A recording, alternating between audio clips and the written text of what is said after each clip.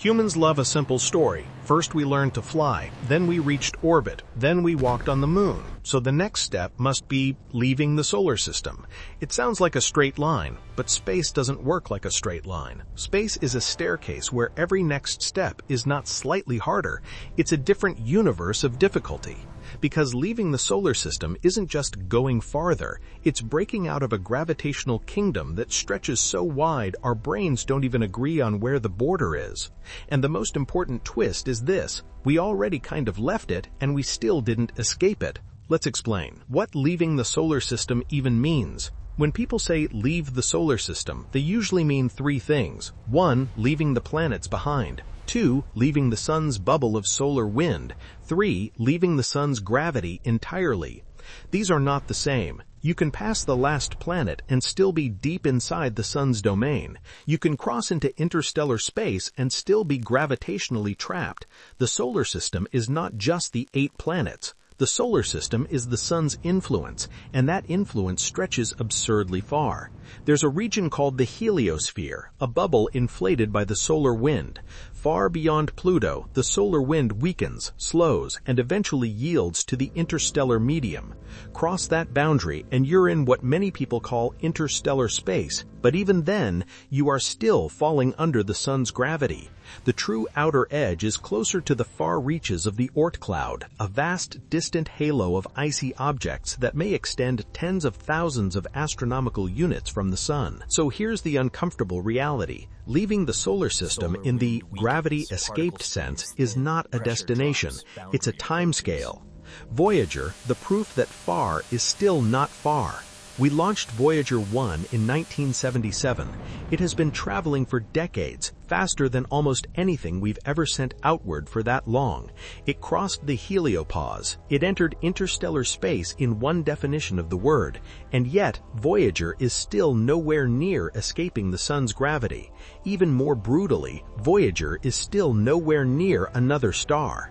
If we aimed a Voyager-class mission at the nearest solar system, Proxima Centauri, it wouldn't take centuries, it would take tens of thousands of years. That number alone should make you pause, because it means our best real-world demonstration of long-distance travel is not the beginning of interstellar civilization, it's proof that interstellar civilization is still essentially not on the board. The distance problem isn't the distance. Most people hear the nearest star is 4.24 light-years away, and they treat it like a very long road trip. But it's not a road trip, it's an entirely different category of reality. 1 light-year is about 9.46 trillion kilometers. Multiply that by 4.24, and the number becomes so large it stops being a number you can feel. And the distance is only the first layer, because the real monster isn't distance, it's speed. Travel time is distance divided by speed, and our speeds are microscopic compared to what interstellar travel demands. The speed wall, why just go faster, doesn't work.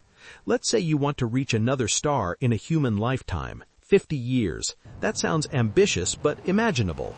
To do that, you'd need to travel at a meaningful fraction of light speed, not a little faster than Voyager, not 10 times faster, more like thousands of times faster.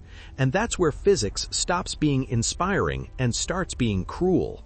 Because the moment you chase those speeds, you hit two enemies, the rocket equation and energy. The rocket equation, the tyranny of carrying your own fuel. Chemical rockets are incredible at one thing: getting you off Earth. They are not designed for sustained acceleration across deep space, because if your engine throws mass out the back to move forward, then every extra bit of speed requires you to carry more fuel.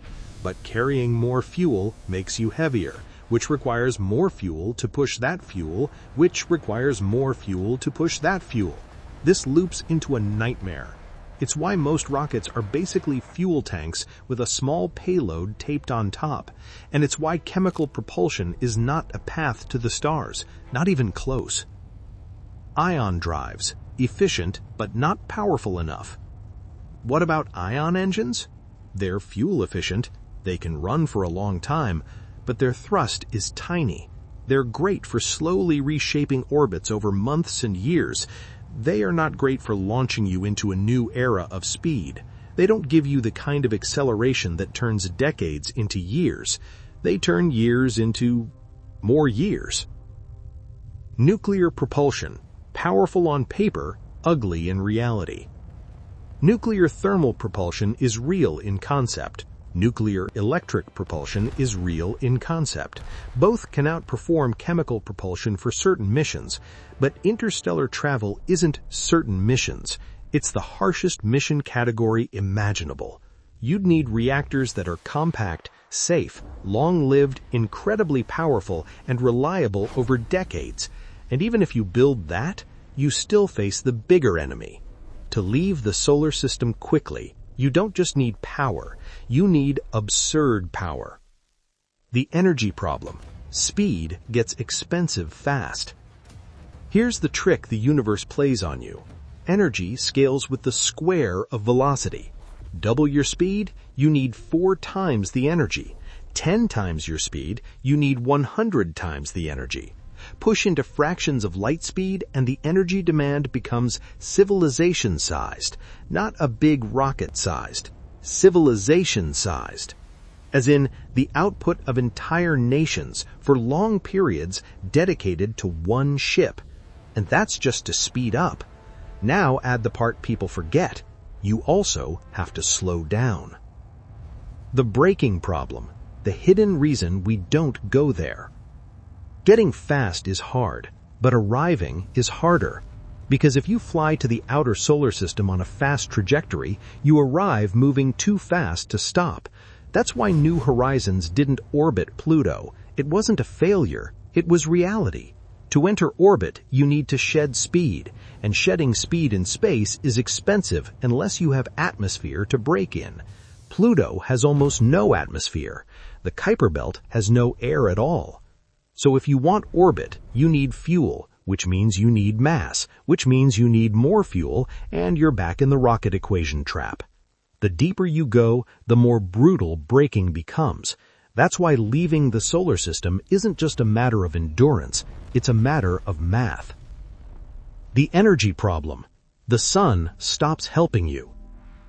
Near Earth, solar power is amazing, but solar power weakens fast as you move outward.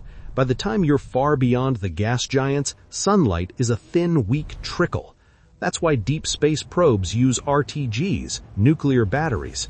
They last a long time, but they don't provide enough power for high-thrust propulsion. They're great for instruments and communications, not for pushing a ship to star-level speeds. So outward missions become a trade. Go slow and survive, or go fast and become fuel. The human problem. Biology was not built for deep space. Even if propulsion was solved, humans bring a second set of problems. Radiation. Outside Earth's magnetic field, space is saturated with high-energy particles, cosmic rays, solar storms, radiation that can damage DNA, nervous tissue, and long-term health. Shielding helps, but shielding is mass, and mass is fuel, so safety directly fights speed. Then there's the microgravity problem. Muscle loss, bone density loss, vision changes, fluid shifts, long-term cardiovascular effects. We can manage some of this for months. We don't fully know what happens over years or decades. Then the psychological problem. Isolation, confinement, monotony, conflict. Even missions lasting months push human stress limits. Now imagine a ship where the nearest help is not hours away, not days away, not even years away. It's never. Inside the solar system, signals take minutes to hours. Outside the solar system, signals take days, then weeks, then months. To another star, years. A message to Proxima Centauri takes more than 4 years to arrive, another 4 years for the reply.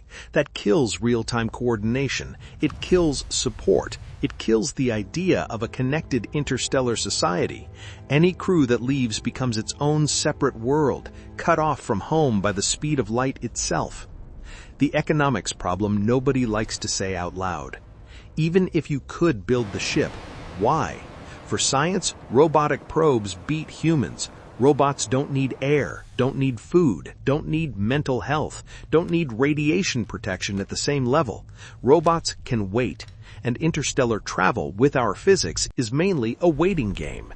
So the argument becomes brutally practical. If a mission costs the wealth of nations, takes decades, and might fail silently, what society keeps funding it?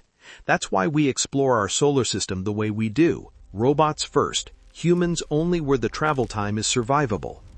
But what about laser sails? Now we get to the most hopeful idea people point to. Beamed propulsion, laser sails. Instead of carrying your own fuel, you get pushed by light from behind. In theory, this can reach a fraction of light speed. In theory, a tiny probe might reach another star in a few decades, but even here, the universe demands payment. You need extraordinary laser power, extraordinary precision, extreme materials, and again, you face the braking problem. A laser sail probe would fly past the destination in hours. It would scream through the system at terrifying speed, gather quick data, and keep going forever. It's not a visit, it's a drive-by, a postcard at gunpoint. So even our best near-future interstellar concept is not leaving the solar system to explore, it's shooting a tiny camera into the dark and hoping it survives long enough to whisper back. The truth, we might leave, but not the way we imagine. So will we never leave the solar system? In one sense, we already have. We've sent probes beyond the heliosphere.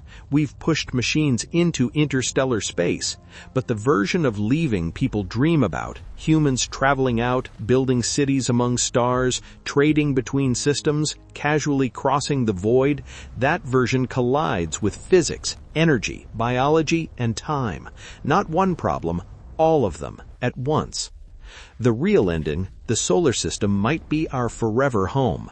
Here's the thought that lands like gravity. The solar system might not be our starting zone, it might be our entire playable map. Not because we lack courage, but because the universe is built at scales that don't care about ambition. And that reframes the future. If we want to become a true space civilization, the most realistic path might not be escaping the solar system, but mastering it. Building habitats, mining asteroids, living in rotating stations, creating a network of worlds, moons, and artificial ecosystems.